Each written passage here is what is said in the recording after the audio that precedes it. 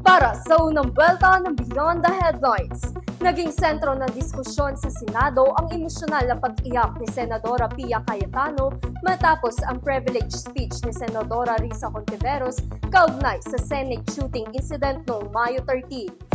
Sa kanyang talumpati, sinabi ni Hontiveros na tila parang walang nangyari matapos ang insidente sa Senado. Tinutukoy ang mga sumunod na aksyon at atmosfera sa loob ng mataas na kapulungan matapos ang shooting incident. Ngunit naging emosyonal si Pia Cayetano sa plenaryo at sinabing masakit para sa kanya ang mga pahayag dahil totoong traumatic umano ang nangyari para sa mga nasa loob mismo ng Senado noong araw na iyon.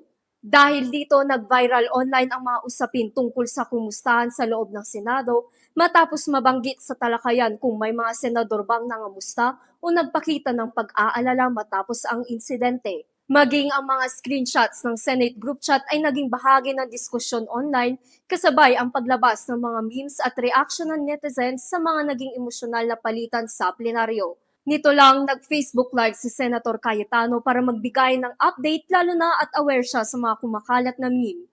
Balita ko, trending na daw po ang kamusta ka.